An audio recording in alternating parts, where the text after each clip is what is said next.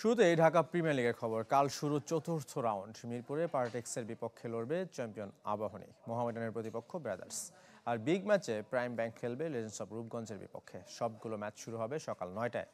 Abahani, Mohammedan, Prime Bank, legends of Rupganj সহ ৭ দলের point ৪। ৩ ম্যাচে জিতেছে ২টি। আবাহনীর হয়ে জ্বলে উঠতে প্রস্তুত নাহিদ রানা। সময়ের আলোচিত আর গতিময় পেসার নিজের পারফরমেন্স দিয়ে দলকে সাফল্য এনে দিতে চান। রমজানে নিজেকে ফিট রাখার কৌশলও জানিয়েছেন চাপা এক্সপ্রেস।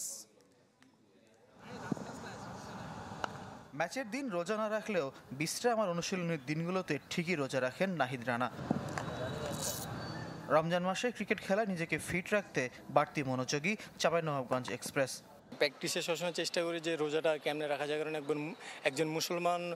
আমরা একজন মুসলমান হয়ে এটা আমাদের কাজ।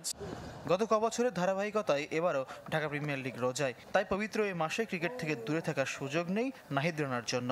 তাই সেহরি ইফতারের সময় খাওয়ার তালিকায় নজর রাখেন ভালোভাবে। রোজা রেখে ইফতার করে তারপর দিন আবার ম্যাচ।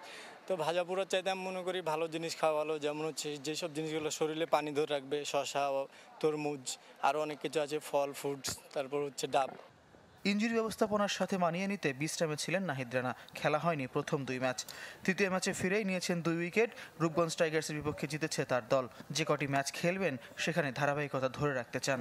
আমি এর আগে ম্যাচগুলো যেভাবে সাকসেস পাইছি কিংবা যেভাবে খেলছি ওই সেম সিচুয়েশন কিংবা সেম প্ল্যানে আসি। চেষ্টা করবো মাঠে যে টিমকে আমার বেস্টটা কেমনে দেওয়া যায়। প্রথমবার দেশের বাইরে ফ্র্যাঞ্চাইজি লিগ খেলার অপেক্ষায় পুলকিত নাহিদ রানা। পিএসএল এর পেশোয়ার জালমি তাকে কিনেছে, তবে খেলতে বিসিবির অনাপত্তিপত্রের অপেক্ষায়। ফয়জুল ইসলাম, চ্যানেল 24, ঢাকা। বাংলাদেশের সবচেয়ে দামি ক্রিকেটার কে? ক্রিকেট বোর্ডের বেতন বিবেচনায় তাসকিন আহমেদ। মাসে ১০ লাখ টাকা বেতন, বছরে ১,২০,০০,০০০। বোনাস, ম্যাচ ফি, ডেইলি অ্যালাউন্স মিলে অঙ্কটা ছাড়াতে পারে ৩ কোটি। ১৫ মার্চ থেকে ঢাকা প্রিমিয়ার লিগে দেখা যেতে পারে এই পেসারকে। আইপিএল, পিএসএল বা বিপিএল না খেলেই বাংলাদেশি ক্রিকেটারের আয় বছরে কোটি টাকার বেশি, তাও আবার শুধুমাত্র বেতন থেকে। ক্রিকেট বোর্ডের নতুন কেন্দ্রীয় চুক্তিতে তাসকিন আহমেদের বার্ষিক বেতন ১,২০,০০,০০০ টাকা। একমাত্র A+ গ্রেডের ক্রিকেটার তিনি। মাসিক বেতন ১০ লাখ।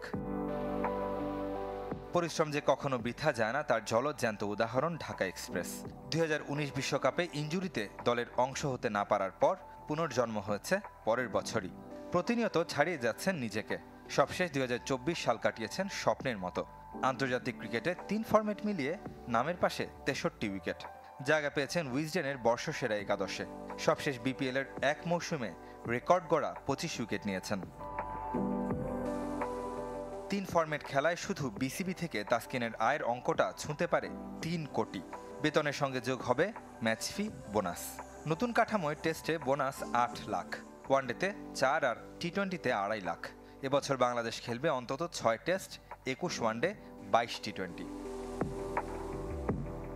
মূলত টেস্টে ক্রিকেটারদের আকৃষ্ট করতে ওয়ানডের দ্বিগুণ ম্যাচ ফি লাল বলের ক্রিকেটে। তাসকিনের পর সর্বোচ্চ পারিশ্রমিক নাজমুল শান্তর।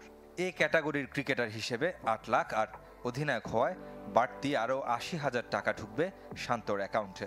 এ ক্যাটাগরির বাকি ২ ক্রিকেটার মেহেদী হাসান মিরাজ, লিটন দাস। বি ক্যাটাগরিতে ৬ লাখ, সিতে ৪, ডিতে বেতন ২ লাখ টাকা। ২১ ক্রিকেটারের কেন্দ্রীয় চুক্তির বেতন বাবদ ২০২৫ সালে বিসিবির ব্যয় হবে প্রায় ১৪ কোটি টাকা। রেদওয়ান শুয়েব, চ্যানেল 24। বাংলাদেশ যুব দলের শ্রীলঙ্কা সিরিজের সূচি চূড়ান্ত। আগামী মাসের শেষে দ্বীপ দেশটিতে সফর করবে যুব টাইগাররা। সফরে ৬টি ওয়ানডে খেলবে বাংলাদেশ অনূর্ধ্ব-১৯ দল। প্রথম ওয়ানডে ২৬ এপ্রিল, শেষ ম্যাচ ৮ মে। সবগুলো ম্যাচ হবে হাম্বানটোটায়।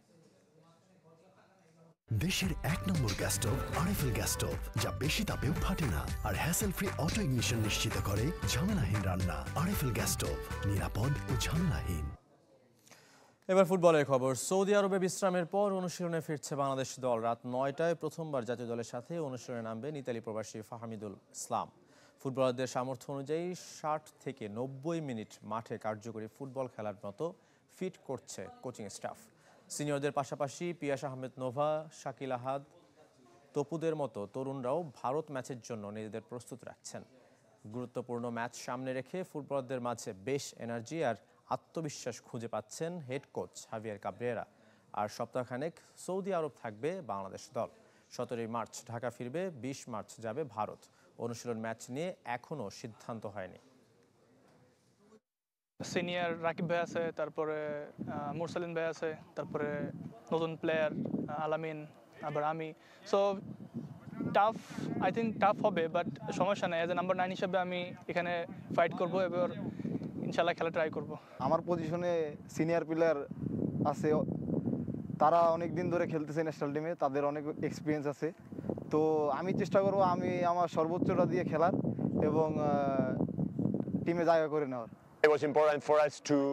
ফুটবলারদের মাঝে বেশ এনার্জি আর আত্মবিশ্বাস লক্ষ্য করছি। আমি চাই সবাই সামর্থ্য মতো খেলুক। যে 60 মিনিট মাঠে থাকতে পারবে সে সেই সময়টাই ভালোভাবে খেলুক, আর যে 90 মিনিট থাকবে সে তার মতোই খেলুক।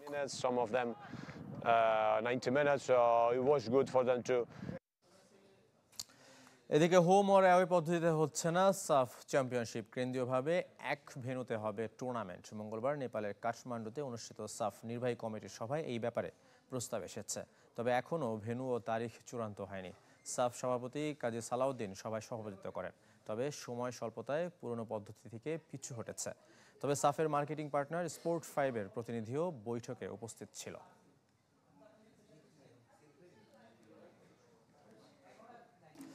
দেশে ফিরেছে চ্যাম্পিয়ন্স ট্রফি জয়ী বেশ কয়েকজন ভারতীয় ক্রিকেটার, তবে শিরোপা উদযাপনের সুযোগ নেই। 22 মার্চ শুরু হচ্ছে আইপিএলের 18তম আসর। টুর্নামেন্ট কেন্দ্র করে ইতিমধ্যেই চেন্নাই সুপার কিংসের সাথে যোগ দিয়েছেন রবীন্দ্র জাদেজা। আর চ্যাম্পিয়ন্স ট্রফিতে সুযোগ না পেলেও দেশের হয়ে খেলা সবচেয়ে আনন্দ দেয় ঋষভ পন্থকে। ইনজুরিতে 6 থেকে 7 ম্যাচ খেলা হবে না লখনৌ পেসার মায়াঙ্ক যাদবের। 2 বছরেরও কম ব্যবধানে 4 ফাইনাল, যার দুটিতে সফল রোহিত শর্মার দল। চ্যাম্পিয়ন্স ট্রফি জিতে ইতোমধ্যে ভারত ফিরেছেন চ্যাম্পিয়ন ক্রিকেটারদের বেশ কয়েকজন, তবে এবার আর নেই উদযাপনের বাড়াবাড়ি যেমনটা ছিল গেল টি-20 বিশ্বকাপের পর, যার পেছনের কারণ সামনের আইপিএল। 22 মার্চ শুরু দীর্ঘ 2 মাসের টুর্নামেন্ট। ক্রিকেটারদের সতেজ রাখতে 1 সপ্তাহের বিশ্রাম দিয়েছে ভারতীয় ক্রিকেট বোর্ড। এরই মধ্যে চেন্নাই দলের সাথে যোগ দিয়েছেন রবীন্দ্র জাদেজা, যাকে স্বাগত জানিয়েছে সুপার কিংস। জাদেজার দেখা মেলে তেলুগু সিনেমা পুষ্পার ভঙ্গিতে। দুবাই থেকে ভারত ফিরেছেন ঋষভ পন্ত, খুব শীঘ্রই যোগ দিবেন লখনৌ সুপার জায়ান্টের সাথে। এবার অধিনায়কের আর্মব্যান্ড তার হাতে। ভারত দলের সাথে থাকলেও আইপিএলের সবচেয়ে দামি ক্রিকেটারের সুযোগ হয়নি চ্যাম্পিয়ন্স ট্রফির ম্যাচ খেলার। বেঞ্চ গরম করার হতাশা থাকলেও দেশের হয়ে শিরোপা জয় বিশেষ কিছু তার কাছে। ছোটবেলা থেকে আমার একটাই স্বপ্ন ছিল ভারতের হয়ে খেলা। আইপিএলের কথা কখনো চিন্তাও করিনি, তবে আমার মনে হয় বর্তমান ক্রিকেটাররা আইপিএলকে বেশি গুরুত্ব দেয়। যদিও এটা গ্রেট প্ল্যাটফর্ম, তবে আমি বিশ্বাস করি দেশের হয়ে খেলার লক্ষ্য থাকলে বাকি সব কিছু এমনি এমনি হয়। টুর্নামেন্ট শুরুর আগে বড় ধাক্কা খেলো পন্তের দল। ইনজুরির কারণে প্রায় অর্ধেকের বেশি ম্যাচ খেলা হবে না পেসার মায়াঙ্ক যাদবের। কবে ফিরবেন সেটাও নিশ্চিত নয়।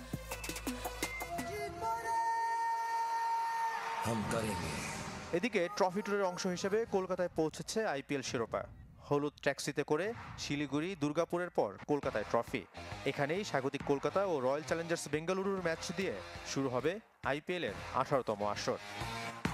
শাফাত মিদুল, চ্যানেল 24।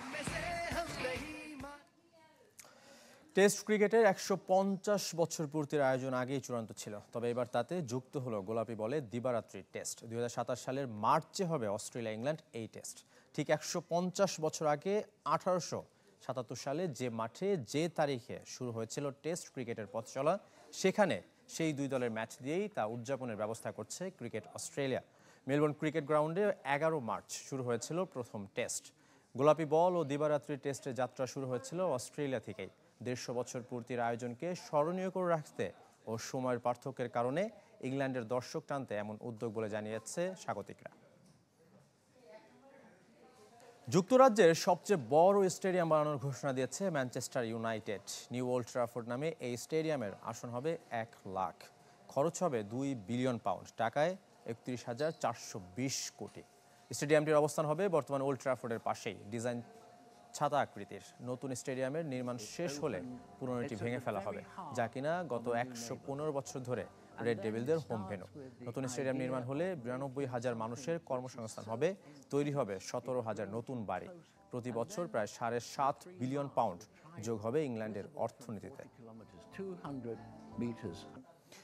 উন্নত প্রশিক্ষণের জন্য ক্রীড়া উপদেষ্টার কাছ থেকে ২৫ লাখ টাকা অনুদান পেল কাবাডি ফেডারেশন। মঙ্গলবার ক্রীড়া পরিষদ সভাকক্ষে এশিয়ান নারী কাবাডিতে ব্রোঞ্জ জয়ী বাংলাদেশ নারী দলকে সংবর্ধনা দিয়েছে ক্রীড়া মন্ত্রণালয়।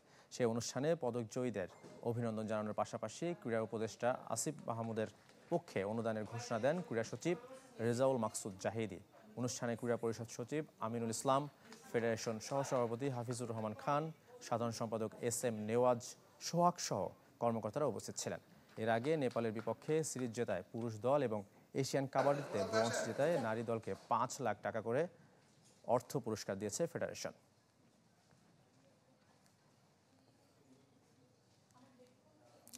শেষ করবে কুলে স্পোর্টস 24। ধন্যবাদ সঙ্গে থাকার জন্য।